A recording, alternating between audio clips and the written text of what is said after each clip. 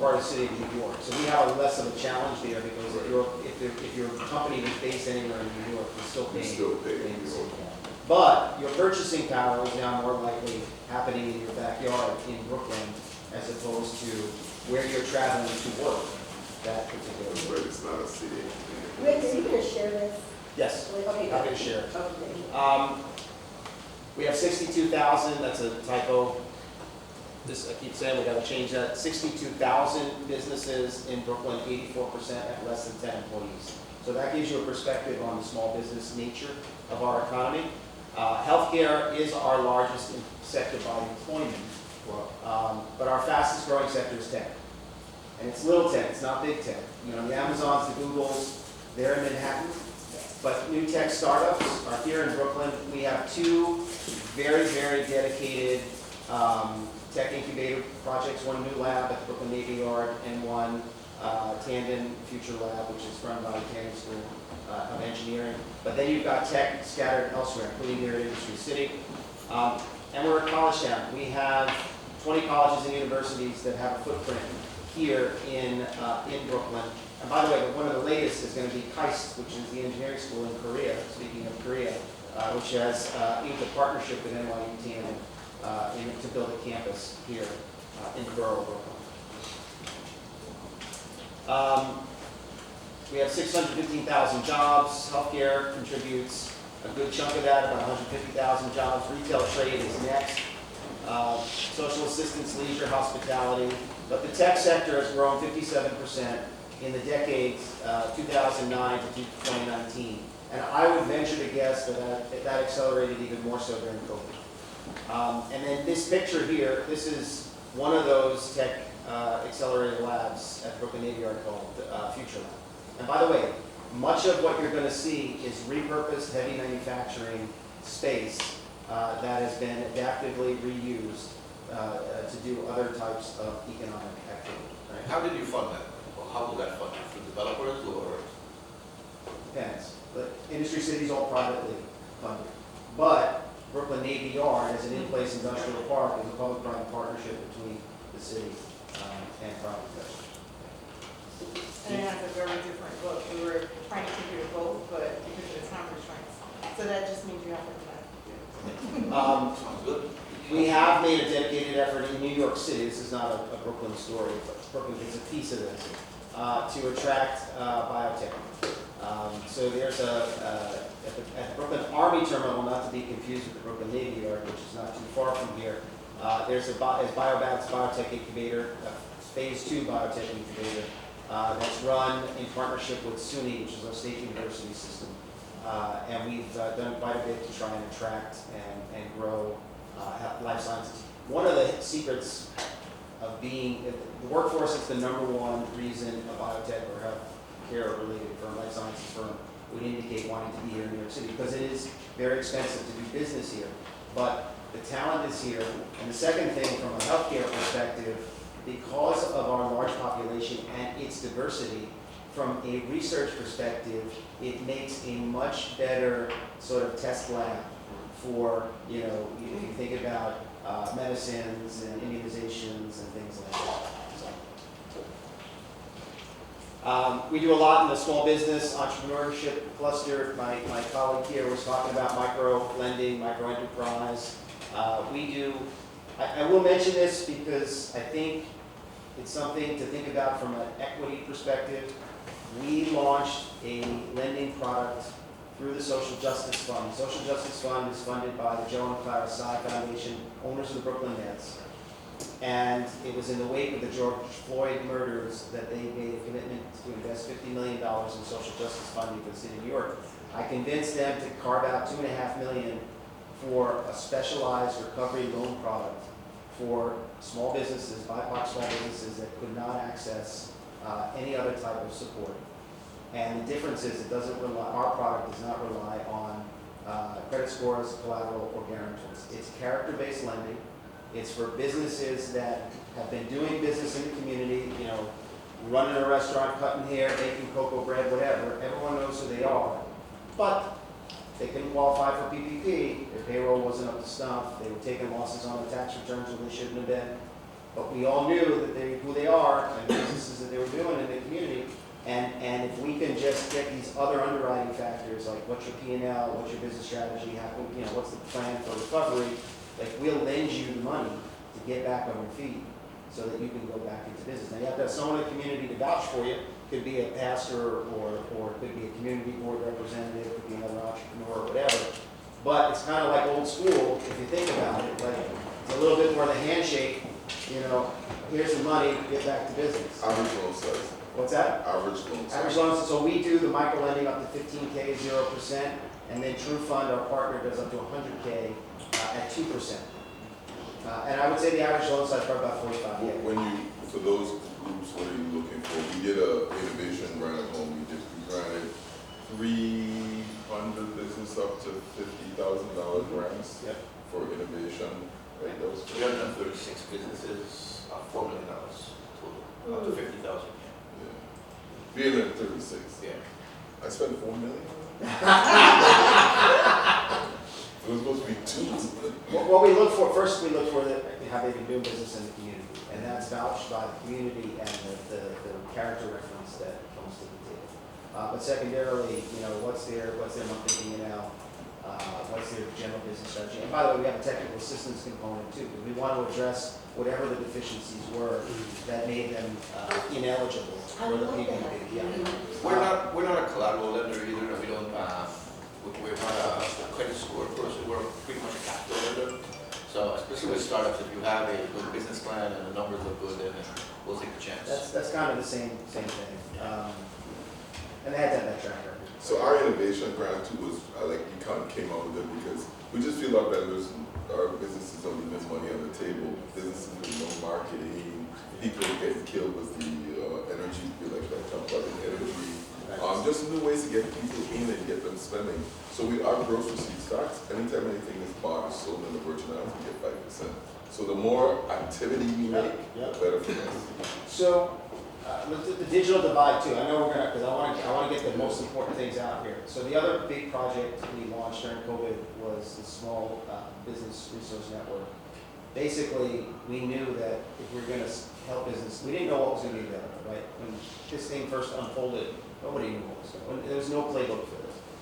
But I knew once we reopened, we would need, remember, 62,000 businesses in Brooklyn. We would need people on the ground, in the community, in the commercial corridor, establishing the one-on-one relationship if we were going to get these businesses to avail themselves or whatever help was going to be there.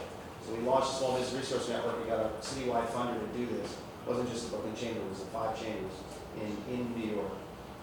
And we now have business recovery specialists. We call them business recovery specialists, now they're called business support specialists.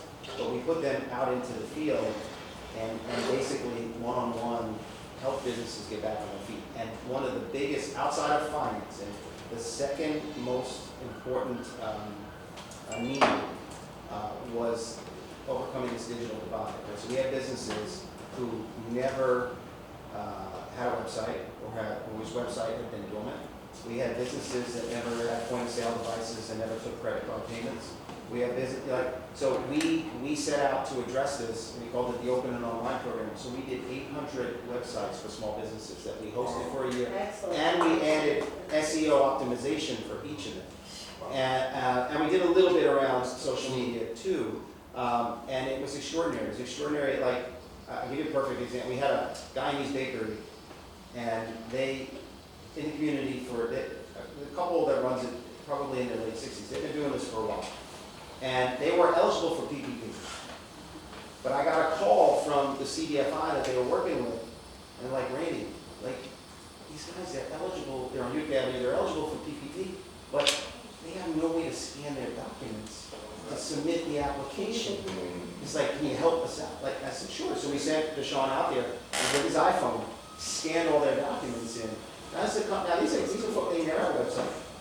Most of their business, they were taking cash, they were taking credit cards. Right. So we hooked them up with a point of sale device through Fiserv, things like that. So we're talking really elemental stuff that they needed in order to move forward. Question. Brooklyn Chamber of Commerce is a private nonprofit. Yes. So you don't receive any government funding? No, we do.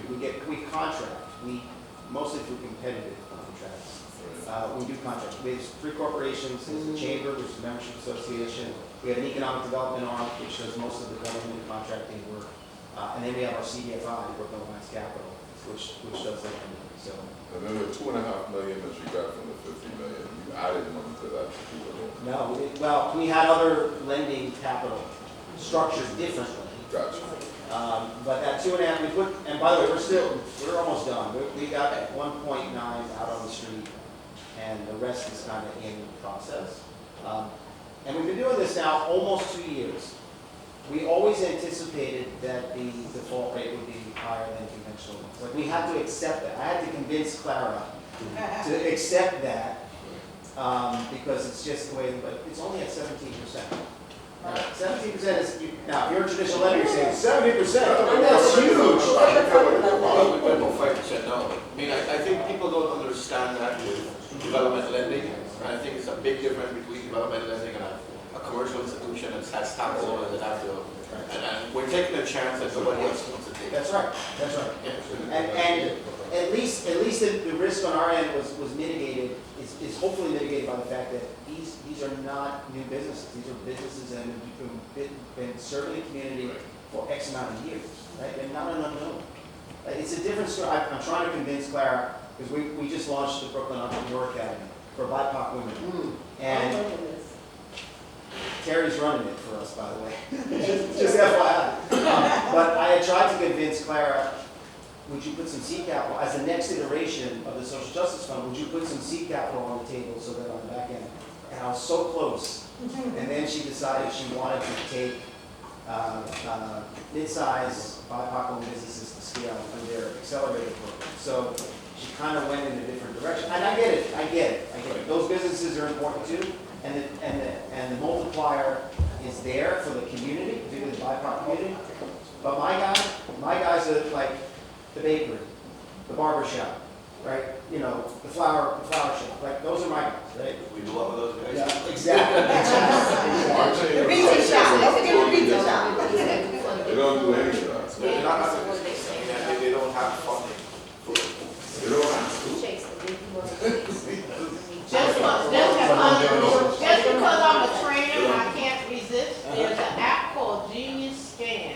You do not need a printer, you don't need anything, you can scan on the go. It comes out just as good as any iPhone does that right now. Genius Scan. Yeah, your iPhone does it pretty much right now. It's just in your notes, yeah. In your notes. So this is, by the way, this is the Brooklyn Navy Yard. But here's the quick story here, and this is the one advantage. Brooklyn had 2 advantages to come out in the 70s, 80s, 90s. We were a Rust Belt city. We were the 4th largest manufacturing center in the United States through World War II. We were producing battleships at Brooklyn Navy Yard. And like every Rust Belt city, we went through this decline, and we had to bounce back. We had 2 things going for us. Number one, people knew where Brooklyn was. They knew New York City, and they knew Brooklyn. Now, it had a very bad connotation. It was dangerous. We heard it all the time. But you didn't have to point it out on the map. So we didn't have to kind of, that was one thing. Second thing is we had all this industrial land that had now fallen fallow that we can sort of orient. And we did it mostly around housing, but a lot of it's mixed use too. So this is the Brooklyn Navy Yard. This campus here is another example of that. 6 million square feet of heavy industrial, which you're going to see how it can be repurposed for smaller scale manufacturing, for retail, for tech, for healthcare and biotech, things like that. So that I'm gonna stop it there, because the rest is just it's institutional stuff, and I talked a little bit about that. But any questions? Pricing their products. So in our social justice fund, they do, so we got the 15K, they do 16K to 100K, over 2%. Now, overall, True Fund has other loan products or traditional loan products that are closer to slightly below par. But we still at, what are we, half prime? No, we're modifying them to actually prime. We're prime plus 1, because the interest rates were to the prime. We have some products that are 4%, some that are 3%. So Yeah, that's probably the same thing. depending on the product. Because our other products are around that too. Stevenson and I have this debate all the time. I always want to go lower. Yeah, and we have the He same- runs the CDFI, he's like, Randy, we can't keep doing this. We had the same issue with PPP. I mean, we got involved in PPP because the commercial banks were serving their clients first, and it was this whole community that was not being served. And we had to do the same thing, scan documents and upload documents and everything else, and we did, I think, about 86 PPP loans for, Well, round one was an abysmal failure for small businesses, right? Because the banks went with, first of all, it was only the banks first. Secondly, they went with their existing customers, and because they needed to get that money out to scale, they went to their largest customers. So the small like you guys, you mentioned about cheese, but everyone was in the same boat. But round two, what changed? CDFI's got a tranche of money, and the fintechs got into business, right? Oh, you mean I can do this through PayPal? Ding, ding, ding, ding. I already was using PayPal. So the fintechs are probably the untold story in this, because the fintechs really opened up a lot. So let me ask you, you did mention about, and I was just thought about this, that you can bid for government contracts. Yes. So, but let me understand, do you get any funding whatsoever, just overall, straight up funding from the government? Formula based. No, we get Interesting. we get a legislative earmark Okay? that we every year need to fight for. Because it's not baselined in the budget. We get that on the state level. Okay. And we get individual discretionary allocations from council members. Remember, we are the largest borough in That's right. New York City, so we have the largest delegations. So, and we serve 51 neighborhoods. So we have a lot of council members that if you want something done in your district and you know the change, particularly around commercial corridor revitalization, they can give us a small allocation to do that work. So you're a membership-based organization? Yeah, so the chamber is membership, traditional membership, driven by dues and events revenue. How many members? 1,600. Wow, that's a lot. But all of all of the technical assistance, Small Business Resource Network, all of our CDFI work, where